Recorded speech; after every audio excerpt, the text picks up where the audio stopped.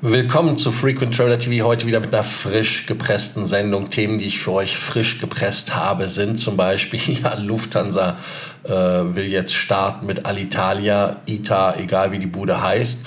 Und 2033 ist 2033 ist ein wichtiges Datum für Hansens. Dann haben wir weiter das Thema Kabinencrews. Die haben irgendwie das Problem, das Flugzeug von Passagieren nach dem letzten Flug irgendwie zu befreien. Da sind wohl einige schlafend im Flugzeug übrig geblieben. Des Weiteren haben wir ein Thema, wo ein Kabinenmitglied, ein Veteran sozusagen gesagt hat, die Kabinencrews, die wir heutzutage haben, die sind alle schlechter am Werden und von der Qualifikation her schlechter. Und wir besprechen das auch. Wir haben weiter noch eine American Express Promotion in Hongkong, die ich relativ geil finde, weil wenn ich in Hongkong bin, Star Ferry gebe ich nur als Stichwort, ist für mich ein wichtiger Programmpunkt, etwas, was ich immer machen möchte. Dann Ryanair verklagt mal wieder einen Passagier, was heißt mal wieder? Zu Recht in diesem Fall, und da kann man natürlich Ryanair diesmal unterstützen, sowohl mental als auch anders. Ihr könnt noch mal ein Thema lauschen. Das erste Thema heute, das ist PBE, das ist das Personal Breathing Equipment aus dem A220er Flug. Da hat die Swiss sich entschieden, schneller auszutauschen. Also Themen, die spannend sind, das denke ich auch. Ihr könnt wie immer den Daumen nach oben geben, ein Like oder ein Dislike. Und wenn ihr ein Dislike gibt, sagt einfach warum. Das würde mich einfach mal interessieren. Warum, dann kann ich lernen und schauen. Weiter natürlich, wenn wir den Kanal abonnieren, die Glocke anmachen, Like da lassen und weiter, wie wir in diesem Jahr vorgehen, Vollgas geben und viel Freude bei der heutigen Sendung natürlich spreaden durch Kommentare.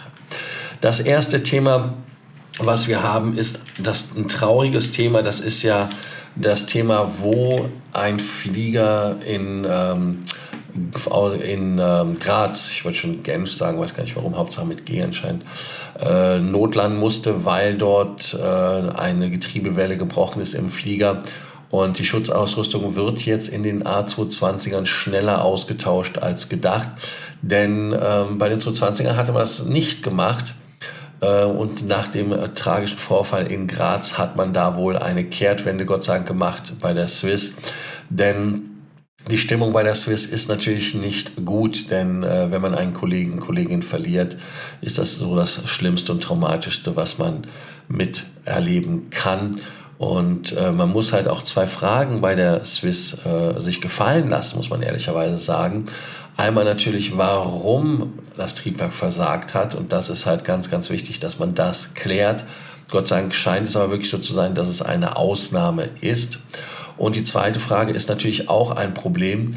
Und zwar der Kollege, der verstorben ist, der ist ja verstorben wegen Sauerstoffmangel, Hypoxie. Und er hatte aber dieses Breathing Equipment an. Und die Frage ist, warum das Ding dann nicht funktioniert hat wahrscheinlich. Man möchte halt jetzt verstehen, warum das passiert ist, sagte die Swiss natürlich. Und man hat jetzt auch logischerweise da Zusammenhänge mit dem Equipment, mit dem Safety Equipment. Und bevor man da noch eine behördliche Anweisung kriegt, Gott sei Dank hat die Swiss reagiert und hat gesagt, okay, dass das Protective, nicht Personal, ich weiß gar nicht, was Personal gesagt hat, Protective Breathing Equipment ausgetauscht wird. Und die Haube, die man dort bekommt, sieht halt so aus wie so ein Full Condom, im Prinzip so eine gelbe Hoodie mit Sehschlitz nach vorne, aber das ist eigentlich so ein größeres Fenster und alienmäßig, und man wollte die verwendeten Modelle 2023 austauschen, weil die teilweise fehlerhaft waren, beziehungsweise aber auch schwer zu handhaben waren. Und die beiden Modelle sind aber zertifiziert, also einmal das alte und auch das neue. Und von den generell fehlerhaften Masken zu sprechen, ist auch irgendwie aus deren Sicht falsch, weil nicht alle Masken des Herstellers fehlerhaft sind. Das finde ich jetzt so ein bisschen schwierig so hinzustellen. Aber wenn man halt bei internen Tests ein anderes Modell von den meisten Testpersonen aber als einfach in der Anwendung festgestellt hat, hat man sich dazu entschlossen, das auszutauschen. So eine Umrüstung kann komplex sein, um in Lufthansa Deutsch zu antworten, denn Die Umrüstung jedes einzelnen Flugzeugs dauert mehrere Stunden und wird deshalb halt bei geplanten Wartungen durchgeführt und damit auch dem Flugplaner halt abgestimmt werden. Man sagt jetzt natürlich, dass diese Masken relativ schon weit ausgetauscht worden sind. Alle 320er, 321er, 330er und auch die 777 wurden komplett schon umgerüstet. Und auch bei den 340er wurde die Arbeit erledigt, wobei es noch an einer von insgesamt 15 Flugzeugen dieser Anpassung bedarf. Die Frage ist natürlich auch, warum? Und zwar deshalb, weil eine neue Befestigungslösung erforderlich ist. Das heißt, also man kann nicht einfach schwippschwapp machen und das austauschen. Und abgesehen davon ist es so, dass man auch von den Behörden ein Okay braucht. Also das ist ein Riesenprozess. Da kann man jetzt der Swiss keinen Vorwurf machen. Nur im 2020 wurde der Austausch nicht vorgenommen. Und jetzt ist es halt so, dass man das vom Hersteller Collins Aerospace alte Gerät auf Träger umstellt und das auch beschleunigt. Die ersten Flugzeuge wurden am Mittwoch umgerüstet, das war also quasi gestern. Die ersten Flugzeuge sind auch so damit schon im Einsatz. Insgesamt 30 A220 sollen in den kommenden Wochen folgen. Wichtig ist auch, warum es bei den 220ern länger dauert. Ganz einfach deshalb, die neuen PBE unterscheiden sich in Größe, Gewicht sowie in Art und Position ihrer Befestigung von den bisherigen. Deshalb muss jedes Gerät eine neue passende Stelle gefunden werden, so ein Sprecher von Swiss. Die Änderungen, die es brauche, um andere Schutzausrüstung einzubauen, benötigen zudem behördliche Genehmigungen und dies dauert leider einige Zeit. Die Behörden stellen so sicher, dass alle eingebauten Teile den technischen und sicherheitstechnischen Standards entsprechen. Jetzt muss ich ehrlicherweise sagen, braucht es erst einen Unfall, um das festzustellen. Also da bin ich jetzt so ein bisschen irritiert, dann doch am Ende. Aber ja, könnt ihr jetzt unten in den Kommentaren schreiben, ob man vielleicht der Swiss doch mangelnde Intention unterstellen kann. Wir gehen mit dem Thema 2 weiter. Das zweite Thema ist ITA, Alitalia, wie ich immer gerne noch nenne, weil ich glaube noch fest dran, dass Alitalia wiederkommen wird als Marke. Passt mal auf. Jörg Eberhard, der ist ja der neue Chef bei der ITA Airways und die Lufthansa hat jetzt mitgeteilt, dass der Einstieg vollzogen werden kann und vollzogen wird. Und der Start steht bis knapp über 2033 oder 2030 bis 2033 in dem Dreh noch mit im Boot. Die EU-Hürden sind ja alle erklommen worden und erfolgreich überwunden worden, wenn man ehrlich ist. Und das hat Carsten Spohr bei einer Mitarbeiterveranstaltung gesagt. 325 Millionen fließen direkt an die ITA. Zeitgleich gibt es einen neuen Verwaltungsrat und 3 Mitglieder werden in Italien bestimmt. 2 Mandate vergibt die Lufthansa. Und natürlich auch, was ganz wichtig ist, 41% dafür geht an Hansens. Nach Informationen von Corriere della Sera, die ja anscheinend sehr gut informiert sind, ist auch der Lufthansa-Strategiechef Jörg Eberhard als neuer Vorstand gesetzt bei der ITA. Der Manager kennt sich am italienischen Flugmarkt bestens aus. Zwischen 14 und 2021 war er ja schon Hauptgeschäftsführer der Air Dolomiti, was ja eine Lufthansa-Tochter ist. Also insofern ist da jetzt jemand am Ruder, der, ich hoffe, vielleicht sogar auch Italienisch spricht, also damit den Leuten gut kommunizieren kann. Der Übernahmepfad sieht 2 weitere Schritte vor. Lufthansa kann auf 90% aufstocken und kann dann bis 2033 komplett ablösen. So schreibt es der Corriere della Sera. Einschließlich einer Earn-out-Prämie fällt bei Erreichen bestimmter Ziele. Also die wird fällig, die fällt nicht, die wird fällig. Und Lufthansa 829 Millionen für die Vollübernahme von ITA den Konzern aufwenden. Also da gibt es von Hansens nochmal Geld nach oben. Und interessant ist es so, dass man natürlich bei Lufthansa, und da danke ich auch wieder für unseren Freund Stadtbär, wenn ich das richtig sehe, genau, Stadtbär hat es geschrieben. Der hat eine Analyseflash geschickt. Die US-Bank JP Morgan hat den Lufthansa-Status auf Negative Catalyst Watch gesetzt. Würde zu gern wissen, auch was sagt er, was der Herr Kühne sagt. Bei der Performance langsam ist auch in der Finanzwelt angekommen, wie es bei Hansens steht. Und interessant ist auch, weil die Aktie halt wirklich runtergeht. Die Lufthansa platzierte unbesicherte Hybridanleihe, Aktienkurs fällt. Und damit sind halt die Gesamtbelohnung von 500 Millionen Euro begeben. Die Anleihe wird mit 5,25% pro Jahr verzinst, hat eine Laufzeit von 30 Jahren. Interessant ist auch, wie viel weniger das ist als bei Air Baltic. Und die erfolgreiche Transaktion gleich zu Jahresbeginn unterstreicht das Vertrauen der Kapitalmärkte in unser Unternehmen und bestärkt unseren breiten Zugang zu unterschiedlichen Finanzierungsinstrumenten, so der Finanzvorstand Till Streicher. Die Lufthansa-Aktie fiel allerdings um 3,2%, also relativ dumm. Und als Grund sagt Stadtbär, wenn man nun schon unbesicherte Anleihen ausgeben, Frage, wer leiht denn so Geld, und zum anderen, wie ist es um Lufthansa bestellt? Ja, also insofern diametral zu dem, was der Finanzvorstand sagt, und ich schätze die Meinung von Stadtbär, da er da in dem Thema sehr versiert ist, aus meiner Sicht heraus. Ich selber gebe keine Aktientipps, ich sage es nur dazu, deshalb kein eigenes Thema dazu. Für euch einfach mal hier ein kleiner Ausflug. Ihr könnt ja auch gerne dazu schreiben. Jetzt fliegen wir raus zum Thema Ryanair. Die Ryanair verklagt einen Passagier, und wenn ihr dann hört von mir, das ist zu Recht, dann denkt ihr, Lars, bist du bekloppt? Ja, bin ich, aber auch hier muss ich trotzdem sagen,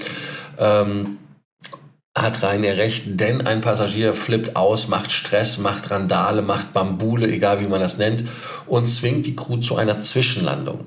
Und diese Zwischenlandung hat jetzt nochmal ein kleines Nachspiel, wenn man das so will. Da geht er dann in eine Verlängerungsrunde, denn unentschuldbares Verhalten für den Flug, und das war der Flug am 9. April 2024 von Dublin nach Lanzarote, der Flugnummer war die 7124. Und da musste halt in Porto zwischenlanden. Auf den Kosten für den Zwischenstopp, der 737-800 war es, möchte Ryanair natürlich sitzen bleiben, zumal die Crew ins Hotel musste, Passagiere ins Hotel und so weiter und so fort. Die Airline hat eine Zivilklage in Dublin eingereicht und möchte 15.000 Schleifen von dem Kollegen, also Euro, als Schadenersatz. Und diese Null-Toleranz-Politik finde ich persönlich sehr richtig, denn Leute, die sich an Flugzeug nicht benehmen können, die sollen einfach nicht fliegen. Und wenn man jetzt ehrlich ist, muss man sagen, 15.000 scheint mir relativ solider Preis. Also das hätte ich für teurer erachtet, und da kann man natürlich dann ehrlicherweise sagen, Glück im Unglück. Aber auch hier natürlich ein Grund für die ganze Zunahme an den Problem ist nicht der Passagier alleine, sondern auch Ryanair, wenn man die Flugzeuge maximal bestückt, heißt also, dass man da den Passagieren, ja, ich sage jetzt mal, Lebensraum wegnimmt. Wir haben jetzt ein lustiges Thema, und zwar, ich persönlich stelle mir das ja richtig lustig vor. Ich weiß nicht, ob ihr das als Kind auch hattet. Ihr habt euch mal gewünscht, im Kaufhaus eingeschlossen zu sein, über Nacht zu bleiben. Ich wusste aber zu dem Zeitpunkt nicht, dass es dort Security gibt, die da geht, oder quasi die Nachtwache. Und das passiert anscheinend auch in Amerika öfters, dass man dort Passagiere vergisst. Und die Gewerkschaft von American Airlines macht jetzt darauf aufmerksam, denn eine Geschichte, die 2019 schon für Aufsehen sorgte: Mitten in der Nacht erwachte eine Frau allein in einem leeren Flugzeug. Das Flugzeug stand in Toronto auf dem Vorfeld. Mit leerem Handy-Akku fand sie in der Dunkelheit eine Taschenlampe, öffnete eine Flugzeugtür und machte dann mit Hilfe des Lichts einen Flughafenmitarbeiter auf sich aufmerksam. Also relativ cool, uncool, weiß ich jetzt nicht, weil so ein Flugzeug wird es auch kalt oder halt heiß, je nachdem wie es ist. Und die Frau, die auf dem Flug von Quebec City nach Toronto eingeschlafen ist, ist einfach übersehen worden. Und jetzt sagt ihr, das ist ja 2019 passiert. Nein, das passiert anscheinend öfter, denn die Association of Professional Flight Attendants, APFA, das ist die Gewerkschaft, hat dort ein Memo herausgegeben, und daran warnt sie vor solchen Vorfällen und hat auch Handlungsanweisungen, wie man das verhindert. Denn es ist natürlich ein erhebliches Sicherheitsrisiko. Auch die Toiletten müssen überprüft werden. Ist das vielleicht auch aufgefallen, vor Start und Landung werden ja Toiletten überprüft. Und genauso ist das auch, dass die Passagiere an Bord versehentlich zurückgelassen werden. Das ist ja kein Spaß. Ne? Gut, ich sage mal so, nicht jeder hat da jetzt was Dummes im Sinn, aber man kann rein theoretisch ins Cockpit gehen und immer welche Knöpfe drücken. Und dann muss man halt wirklich erstmal wieder alles durchgehen. Und deshalb darf man ja auch nicht ins Cockpit, ohne dass jemand dabei ist. Und gerade diese abschließende Kontrolle ist halt wirklich von Bedeutung, dass man niemanden übersieht und gleichzeitig sicherstellt, dass man auch keine Gesetzesverstöße macht.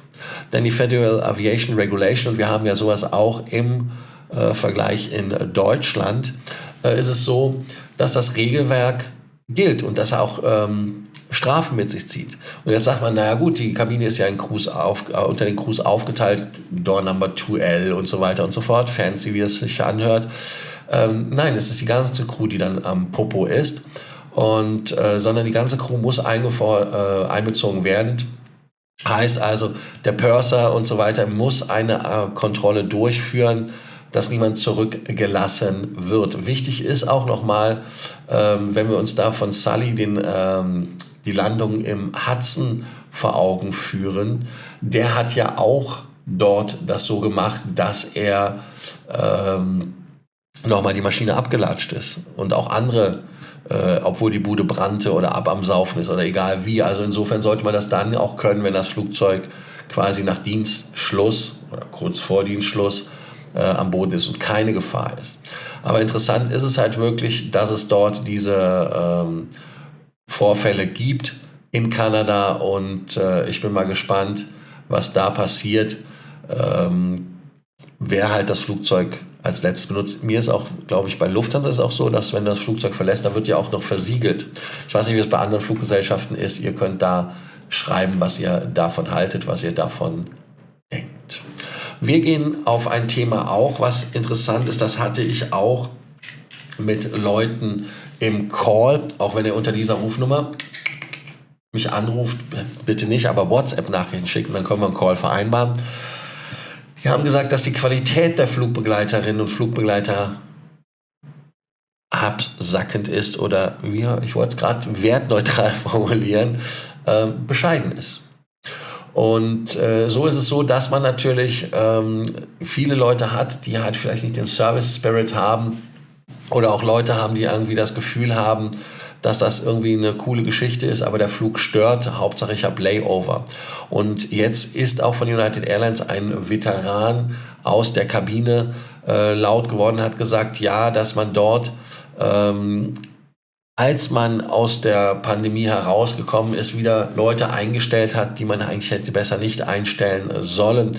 Und dieses Kabinenmitglied ist auch relativ frustriert, denn er sagt, dass natürlich da Vorfälle sind, die halt relativ problematisch sind. Auf dem Flug, wo er zum Beispiel war, haben sich Neueinstellungen mit Curse Language, also wie heißt das im Deutschen, mit Fäkalsprache ist es nicht, aber auf jeden Fall auf dem ähnlichen Niveau unterhalten vor Passagieren bei der Getränke- und bei der Essensausgabe. Und haben da halt auch diese Profanitäten, kann man das im Deutsch sagen, also auf jeden Fall solche Sachen gesagt. Und das geht natürlich nicht vor Passagieren. Auch ist es so, dass man natürlich das Problem hatte, dass man bei Covid Leute rausgelassen hat. Heißt also gesagt, ja, wenn man da lange schon für die Fluggesellschaft gearbeitet hat, dass das natürlich dann ein Weg ist, wo man sagt, hey, ich nehme die Knete, ich bin weg, tschüss. Ne? Also da gibt es viele Sachen, wo man sagt, okay, und deshalb sind die Aussagen von den Veteranen, wird auch nicht gesagt, ob es eine Frau oder ein Mann ist, relativ interessant. Er hat gesagt, die Standards sind aus dem Fenster geflogen zu 100%. Und auch nicht nur, das Problem ist nicht nur bei United, sondern auch bei Delta.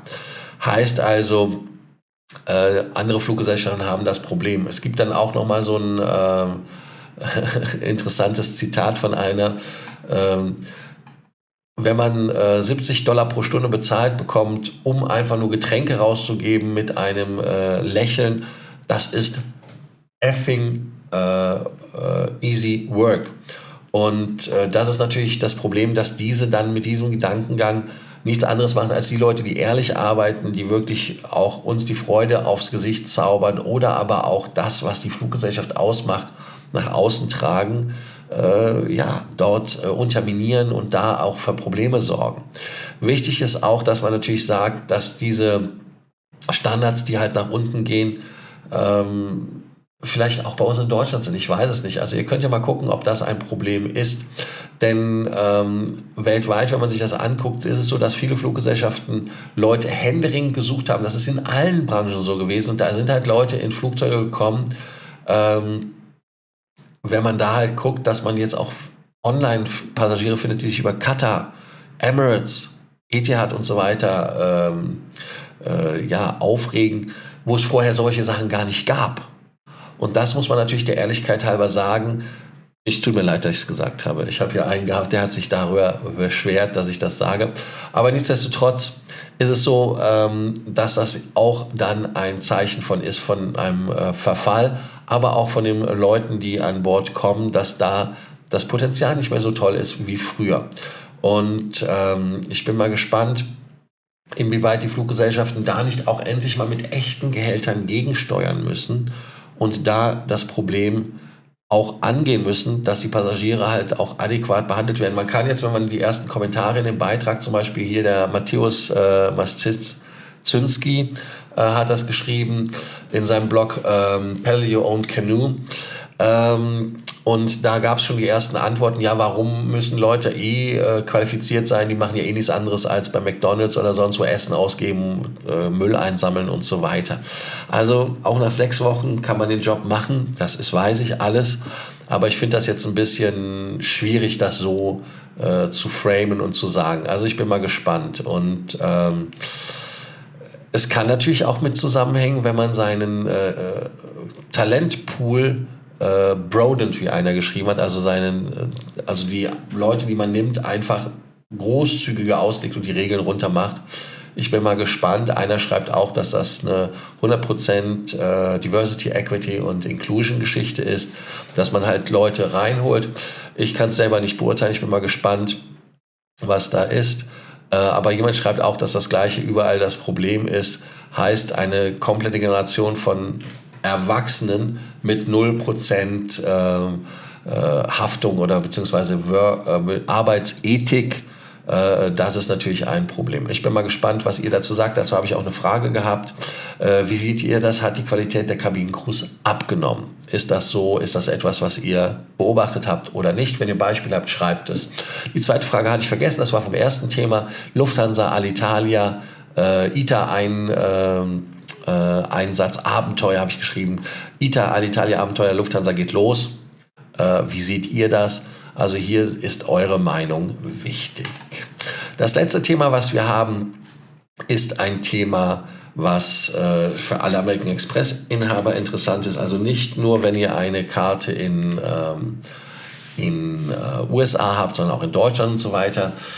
In Hongkong kann man für einen Hongkong-Dollar, und das ist nicht viel Geld, kann man die weltberühmte Star Ferry nutzen. Die Star Ferry ist ja die Ferry, die die Insel mit dem Mainland verbindet, mit dem grün-weißen Lackierung. Für mich ein absolutes Muss, wenn ich in Hongkong bin, damit zu fahren, weil es halt wirklich, ja, es geht mit der Metro schneller, aber es ist halt wirklich so, wenn man überlegt, dass selbst die 5 Hongkong-Dollar, was irgendwie so, was ist denn das, 60, 58, also irgendwie keine 60 Cent sind. Aber wenn man jetzt eine Amex hat und das dann oben an der Maschine tappt, und zwar ist das ganz wichtig, nicht, dass man das an der Maschine macht, wo man das Bargeld eingibt, sondern oben auf dem Terminal, da gibt es diese Taste mit Hongkong-Dollar und dann wird der Preis direkt reduziert bei der Amex-Karte und kann dann mit der Kreditkarte bezahlen und dann ist es wirklich nur noch ein Hongkong-Dollar, was also dann wirklich keine 12 Cent oder was sind.